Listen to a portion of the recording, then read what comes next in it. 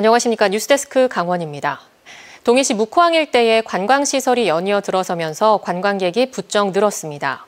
이 때문에 동해시가 인근 수변공원에 주차 빌딩을 세울 계획인데 주민들과 일부 시의원들은 사업 재검토를 요구하고 있습니다.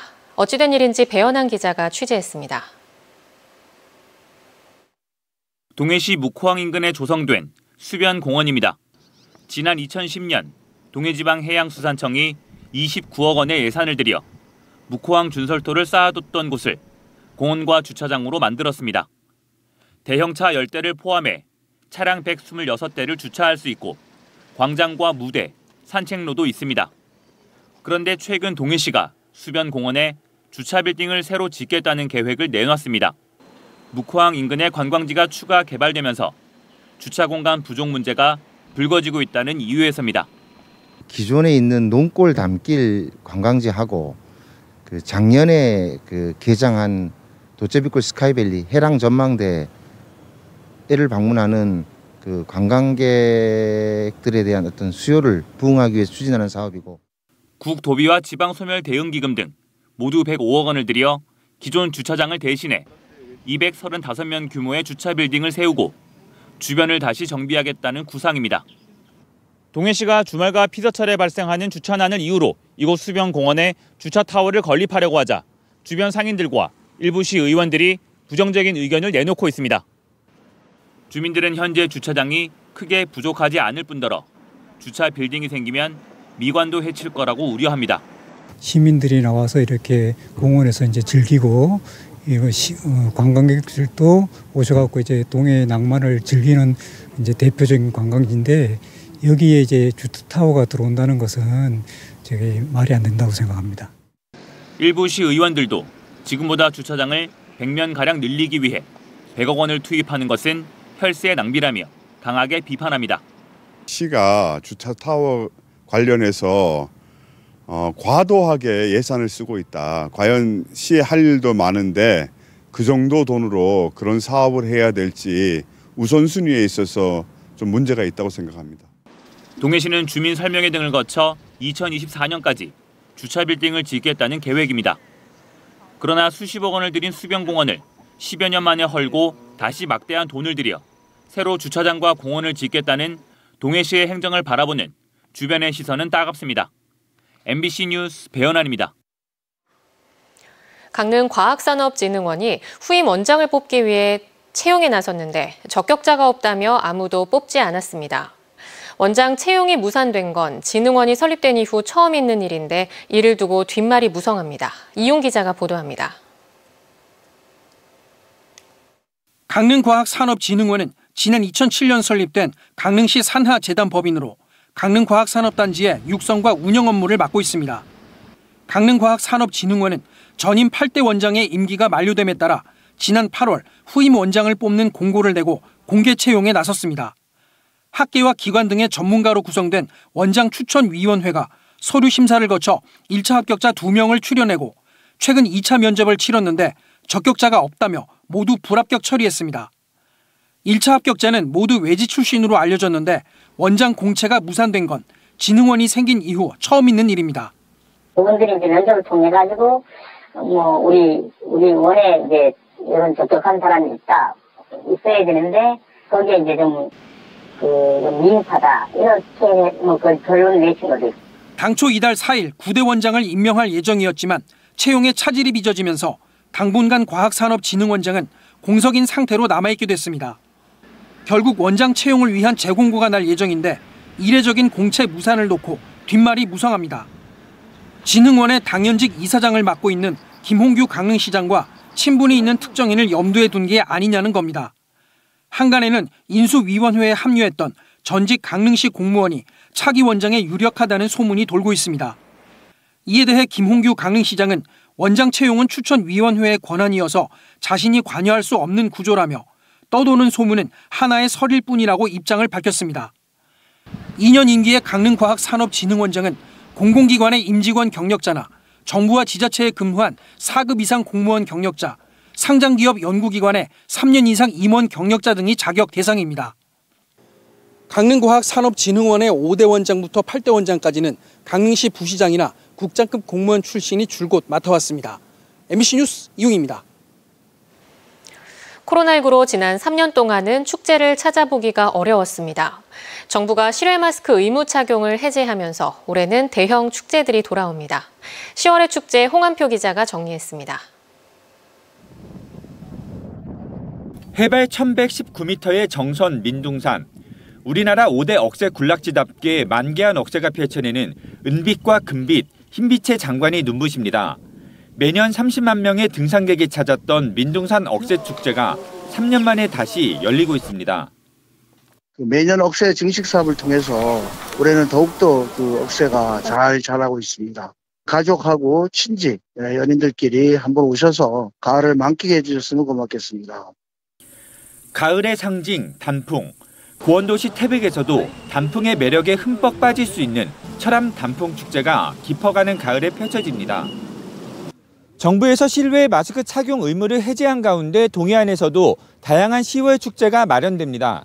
50명의 바리스타와 관광객이 커플을 이뤄 로스팅한 원두를 갈고 뜨거운 물을 부어 커피를 내립니다. 가을의 맛과 향을 느낄 수 있는 강릉 커피 축제는 커피 전문가들이 실력을 겨루는 경연 대회로 더욱 세계화된 축제로 거듭날 예정입니다. 저희가 국제대회 SCA에서 이제 주관하는 브루어스컵 대표를 선발하는 그런 대회를 유치를 했습니다. 그래서 강릉 커피 축제가 더 세계화될 수 있는 그런 발판을 마련했고요. 고성군 하면 떠오르는 명태.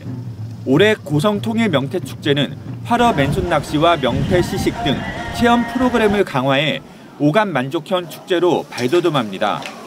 대표적인 생태축제 양양연어축제는 연어 요리 시식과 와인 시음, 소믈리에 대회 등이 함께 펼쳐져 맛축제로 거듭납니다. 고려 마지막 왕조의 극락왕생을 기원하는 불교 의례 국행 수륙대제가 동해 삼화사에서 펼쳐져 무릉계곡의 정치와 문화재의 기품을 함께 느낄 수 있습니다. 고대 제천항사로부터 시작된 향토축제 설악문화제는 속초 시민들을 일체감으로 모이게 할 예정입니다. 삼척시에서는 무용과 가요제, 연극 등 공연과 전시를 관람할 수 있는 삼척예술제가 오는 8일까지 이어집니다. 이 밖에 전국 생활문화축제와 평생학습 박람회, 대한민국 온천 대축제 등 일상과 밀접한 축제들도 10월에 우리를 찾아옵니다. MBC 뉴스 홍한표입니다. 연휴 기간 동안 산과 바다에서 안전사고가 잇따라 발생했습니다. 속초해양경찰서에 따르면 어제 오전 11시 21분경 양양군 동호해변 인근 해상에서 선장과 승객 11명을 태운 요트 한 척이 스크류에 부유물이 감겨 해경이 수산항으로 예인했고 어제 오후 2시 32분쯤에는 속초항 인근 해상에서 스쿠버 다이빙을 하던 일행 5명이 물 밖으로 나오지 않는다는 신고가 접수돼 해경 구조대가 구조했습니다. 산악사고도 잇따라 어제 오후 3시 40분쯤 설악산 음직골에서 계곡 아래로 떨어진 70대가 9시간 만에 구조되는 등 20건 넘는 사고가 발생했습니다. 또 오늘 오전 11시 24분쯤에는 고성군 토성면 봉포리의 음식점에서 화기 취급 부주의로 추정되는 불이 나 주방 33제곱미터가 모두 타고 1,500만 원의 재산 피해가 났습니다. 닷새째 도내 코로나19 확진자가 1,000명 이하를 유지하고 있는 가운데 오늘 오후 6시까지 541명이 발생했습니다. 지역별로는 강릉 64명, 동해 65명, 속초, 삼척 각각 23명, 태백 21명, 정선 19명, 양양 8명 등이 확진됐고 누적 확진자 수는 72만 8,918명입니다.